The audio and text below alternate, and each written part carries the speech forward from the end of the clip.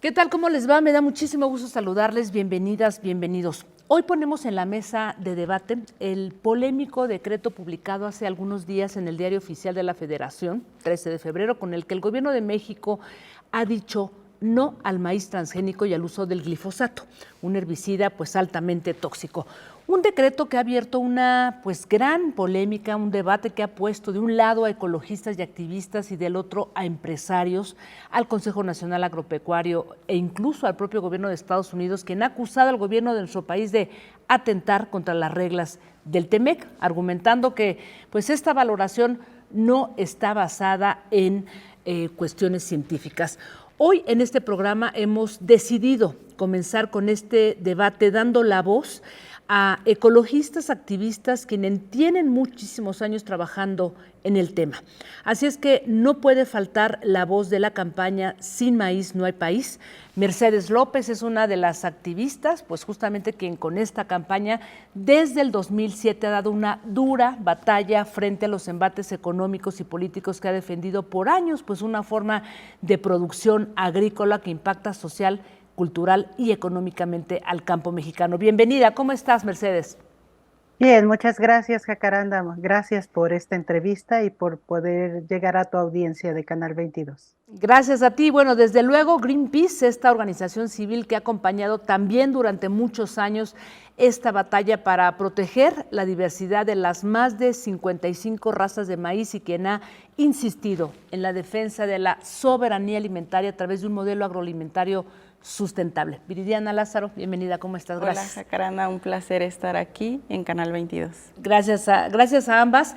Déjame, si te parece, comenzar con Mercedes para que nos ayude a contextualizar qué viene, qué ha planteado, qué dice este decreto, porque hay mucha gente que está confundida si esto tiene que ver solo con la producción, con la distribución, con la importación.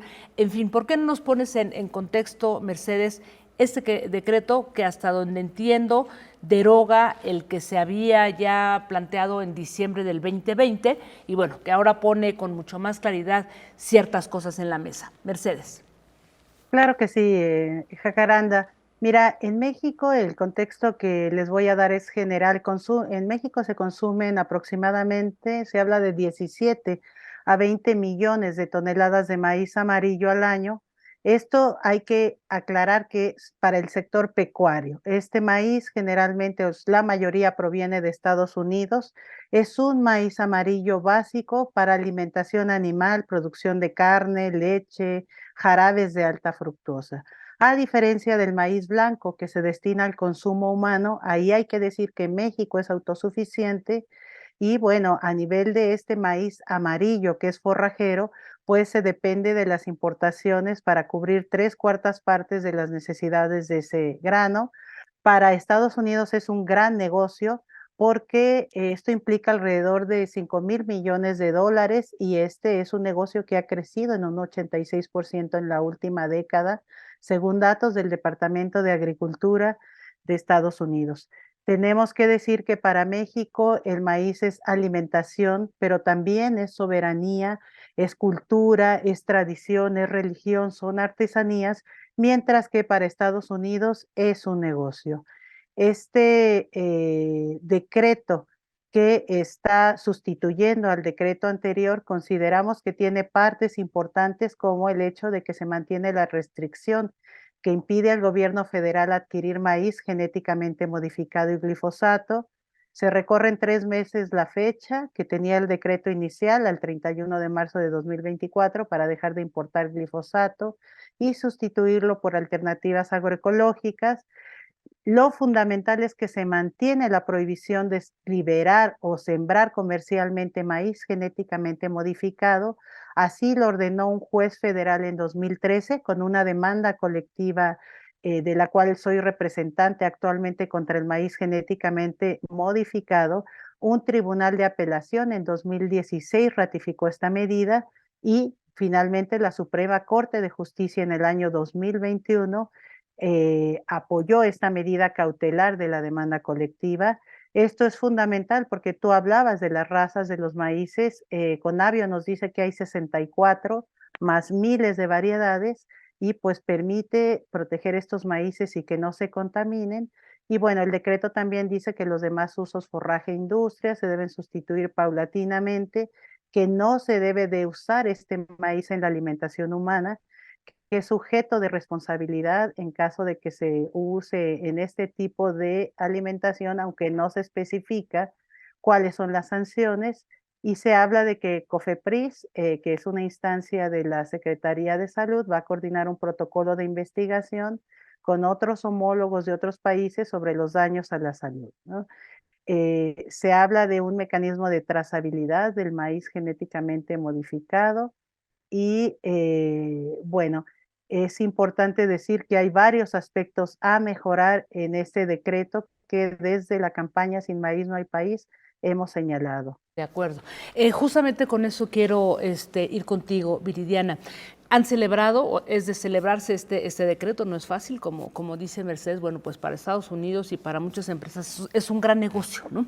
¿Qué faltaría? Porque ustedes han insistido en que hay resquicios todavía, que hay que dar una dura batalla entre organizaciones civiles y sociedad para lograr leyes y reglamentos que perfeccionen este decreto para que no ocurra justo todo lo que nos está planteando aquí Mercedes.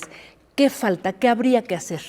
Sí, claro, como menciona Mercedes, este es un decreto presidencial que sustituye al del 2020 y hay que mencionar que hay matices, no todo es blanco ni todo es negro, obviamente que se mantenga la prohibición de sembrar maíz transgénico y que también no se permita el maíz transgénico en las masas y las tortillas es un avance, sin embargo sí hay que poner mucha atención en las políticas públicas, porque eso es lo que queremos lograr. Lo que queremos es cambiar este sistema de agricultura industrial que tenemos, que no funciona, por un sistema de agricultura ecológica o agroecológico que no utilice estos plaguicidas altamente peligrosos y que tampoco utilice transgénicos, sino que se cambie todo este paradigma y entonces se pueda tener una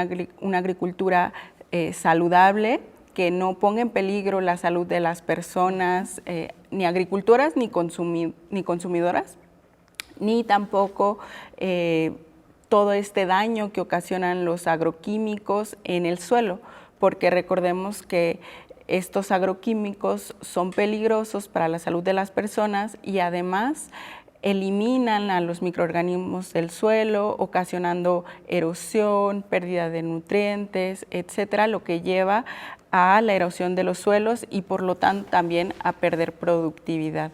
Entonces es un caso de salud, es un caso de medio ambiente y también de productividad, en este caso de la agricultura que tenemos, por la que queremos avanzar hacia la agricultura ecológica, y pues se necesitan herramientas, se necesita una política pública que permita que los productores, principalmente de pequeña y mediana escala, puedan cambiar este tipo de agricultura, que transiten también y que se den pues los subsidios y el presupuesto adecuado para que se pueda transitar a este nuevo modelo. De acuerdo.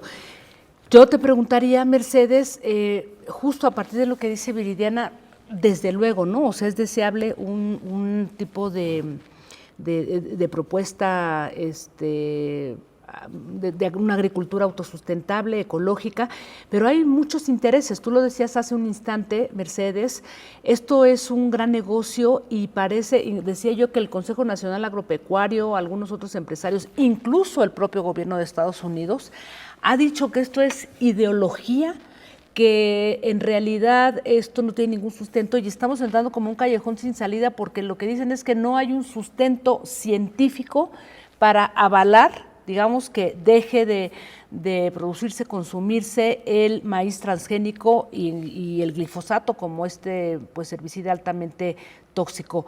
¿Hacia dónde vamos a caminar cuando ya Estados Unidos dice no, porque ustedes me están faltando además a estos acuerdos con el TEMEC, es ideología y bueno, parece que estamos ahí en un callejón sin salida, Mercedes? Mira, existe un fundamento científico muy importante probado en ese sentido. CONACYT, que es el órgano del gobierno encargado de buscar las sustituciones y las alternativas al glifosato y los transgénicos, tiene toda una serie de elementos, pero déjame contarte que las mismas compañías tienen toda una serie de elementos en la demanda colectiva contra el maíz genéticamente modificado. Por ejemplo, Bayer Monsanto presentó una serie de pruebas donde, en inglés, de artículos en inglés, donde se especifica que los maíces genéticamente pueden contaminar y terminar con la biodiversidad de los maíces mexicanos con esta gran variedad, y ellos presentaron traducciones donde omiten esas traducciones de manera muy mañosa, ¿no? Pero hay elementos también importantes. El TEMEC, por ejemplo, tiene varios artículos, el 24.3, el 3.14, donde hablan de los niveles de las partes, que son los 3 países que lo firmamos o que se suscribió, donde se reconoce el derecho soberano de cada parte a establecer sus propios niveles de protección ambiental, las prioridades, también protegerse de la biotecnología agrícola, el mismo principio precautorio que ahí nos parece que está débil en este decreto, que es un enunciado lógico jurídico que guía el funcionamiento de las normas legales para adoptar criterios de precaución frente a un peligro de daño grave e irreversible, y enfatiza que la falta de certeza científica absoluta no deberá utilizarse como razón para postergar la adopción de medidas eficaces en función de los costos para impedir la degradación del medio ambiente. El mismo TELCAN, el Tratado de Libre Comercio, en un informe final habló de que para México y para el mundo también el maíz es fundamental por todos los beneficios a la biodiversidad cultural, toda la parte de cosmogonía, y que México tiene un papel esencial al ser centro de origen y diversificación permanente del maíz. Entonces, ahí están los elementos, hay elementos de juicio, y es toda esta parte cosmogónica de alimentación. La alimentación de México fue declarada por la UNESCO Patrimonio Inmaterial de la Humanidad por su base de maíz también. Y bueno, tenemos que estar defendiendo toda esta diversidad, toda esta riqueza que para Estados Unidos pues significa, como te decía, dinero, y que para el Consejo Nacional Agropecuario, cuya organización tiene gente de Bayer Monsanto y de las otras empresas, pues sabemos que es un gran negocio solamente. De acuerdo. Déjenme hacer una brevísima pausa y regresamos. Estamos hablando sobre este decreto que prohíbe la producción y el consumo de maíz transgénico y del glifosato aquí en México. Volvemos en un instante.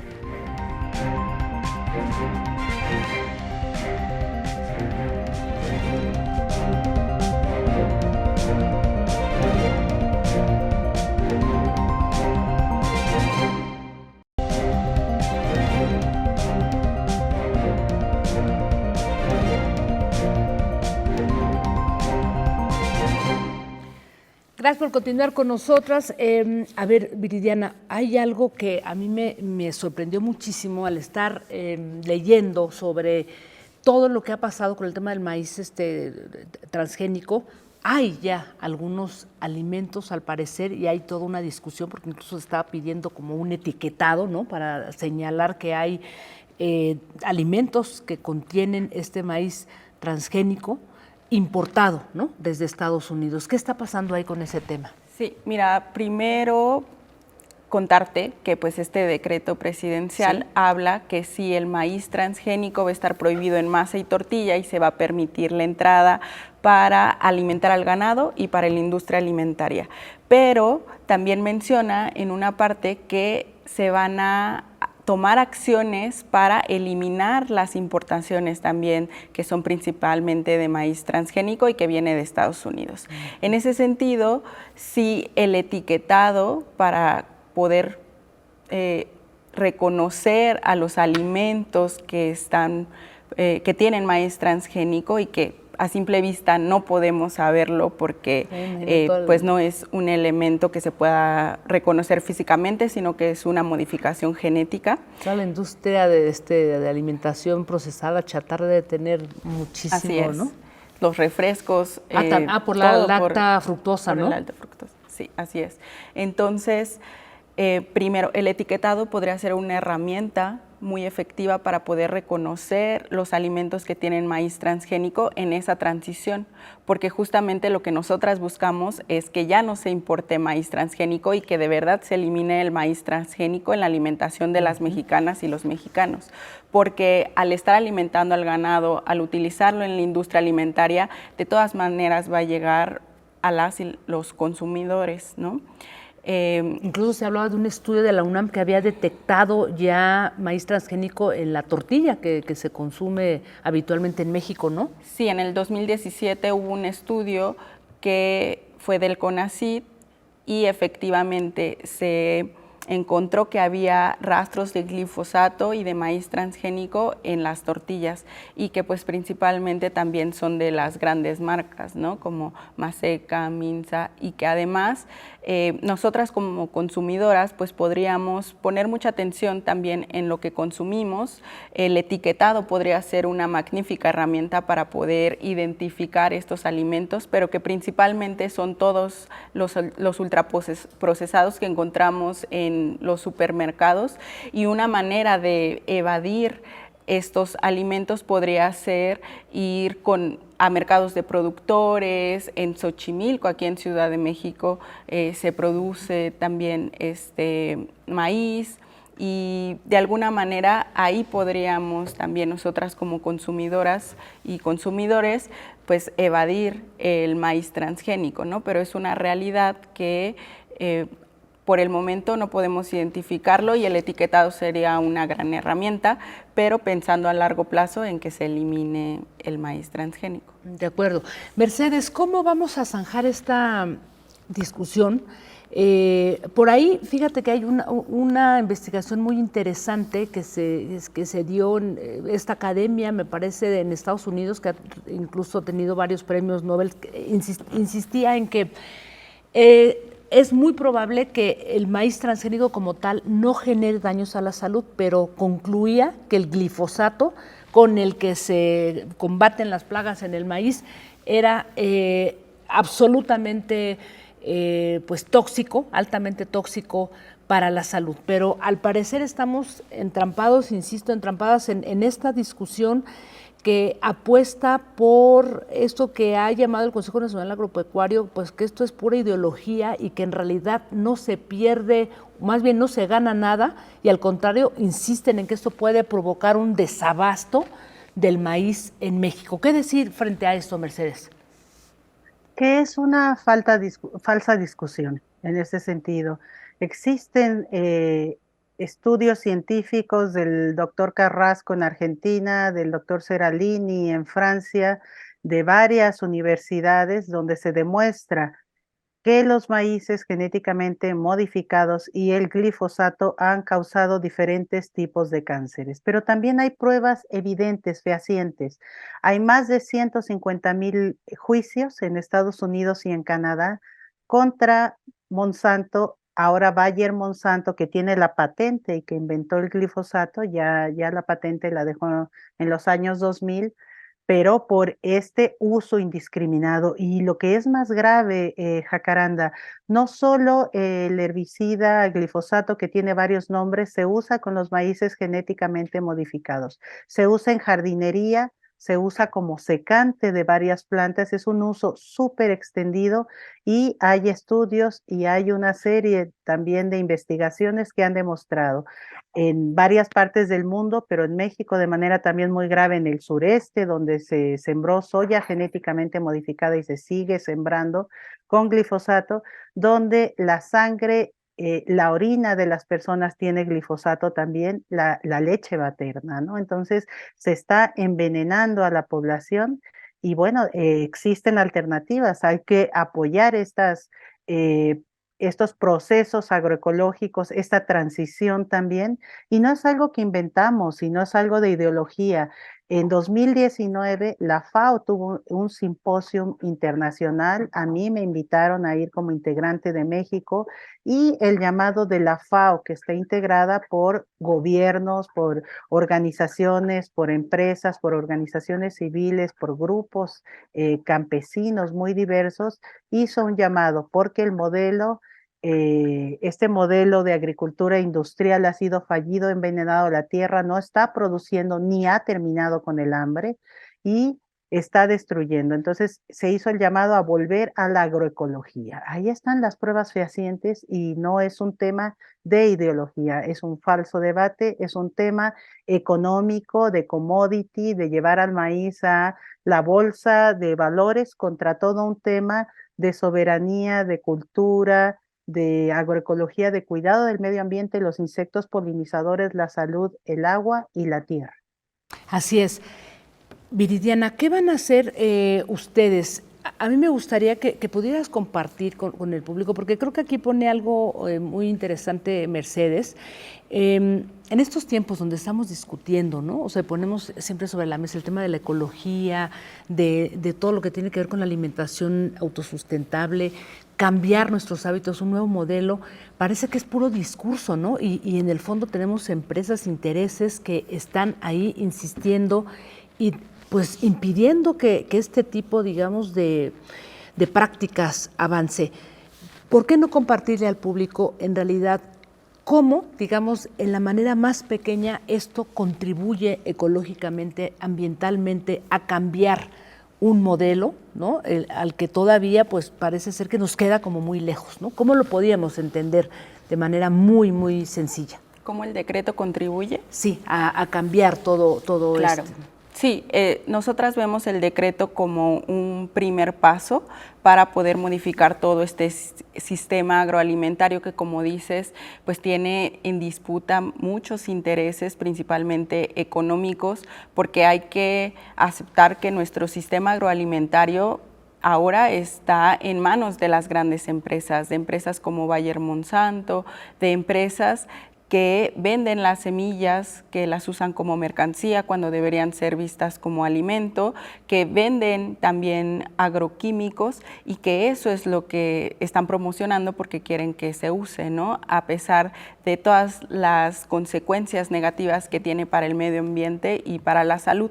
Y esto es un tema, sí, de ecología, por eso Greenpeace estamos trabajando en este tema, porque la agricultura, como la conocemos ahora, es produce muchos gases de efecto invernadero, que al final eso también está empeorando el cambio climático y que pues el cambio climático es una de las crisis más grandes que estamos enfrentando como humanidad y que tenemos que contrarrestar, y que al mismo tiempo el cambio climático también afecta directamente a la agricultura y cada vez vemos fenómenos más frecuentes y más intensos como las inundaciones, como las lluvias torrenciales, las sequías, y eso al final sí tiene un impacto en la agricultura. Entonces lo que buscamos justamente es este cambio de agricultura, Paradigma, ¿no? de paradigma, dejar de hacer las cosas como las hemos hecho desde la Revolución Verde y empezar a transitar, porque este modelo así como está ya no es sostenible. Las tierras están erosionando, están dejando de ser productivas, están enfermando a las personas y a las personas agricultoras y a las consumidoras también. Entonces, este decreto lo que marca es la eliminación de un herbicida que es ampliamente usado, tal como lo decía Mercedes, el glifosato, y que esto no esperamos que nos lleve a cambiar un insumo por otro y que se utilice uno peor, sino que se dejen de utilizar los plaguicidas altamente peligrosos y en lugar de eso se opte por otras técnicas, y no solo una, no queremos encontrar la píldora mágica así como no lo quieren vender las empresas y vender estos plaguicidas altamente peligrosos, sino echar mano de todas las técnicas incluso ancestrales y nuevas, tecnológicamente hablando, que van en combinar diferentes técnicas como pueden ser de bioinsumos, técnicas mecánicas a pequeña escala que nos ayuden a transformar la agricultura. Y esto, el maíz es nuestro grano principal en México, que significa mucho para nosotras y nosotros los mexicanos, y que es alimento, cultura, pero también hay que protegerlo, ¿no? Entonces, este decreto empieza por este grano, el maíz, y lo que nosotras esperamos es que se siga ampliando también para otros granos que actualmente tenemos en México, como la soya, el algodón principalmente, y que se prohíban los transgénicos, se prohíban los plaguicidas altamente peligrosos, pero al mismo tiempo se pueda impulsar una agroecología, y para eso se tienen que hacer programas para tener mayores capacidades técnicas en el campo, se tiene que invertir dinero para hacer esta transformación, y pues eso viene desde las políticas públicas, regulaciones, cambiar reglamentos para el tema de bioinsumos. Entonces sí, es un primer paso, pero pues esto nos abre la puerta para tener estas discusiones, para ir viendo los pasos siguientes para llegar a ese camino que pues es nuestra meta. Un cambio de paradigma no es fácil, llevamos muchos años produciendo de esta manera, obviamente los cambios son complicados y requieren de mucho esfuerzo, pero si hay una política alineada a este objetivo, a esta misión, pues sí, lo vemos muy factible. Perfecto, Viridiana, Mercedes, quiero agradecerles, pues vamos a estar muy pendientes porque como tú dices, bueno, como han dicho ambas, es un gran paso, es sin duda una buena noticia y todavía falta muchísimo trabajo y esperar a que se logre, ¿no? Son muchos los intereses que están en juego, pero esperemos que esto de alguna manera siga avanzando y pues desde aquí vamos a seguirle dando seguimiento. Gracias de nuevo, Mercedes, gracias, Viridiana. Gracias. Gracias, Jacaranda. Y gracias a todas y a todos por habernos acompañado. Recuerden que el programa se está transmitiendo ahora en vivo en Twitter a través de la cuenta N22 Digital e inmediatamente está en la cuenta de YouTube también N22 Digital. Nos vemos el próximo jueves. Gracias por acompañarnos.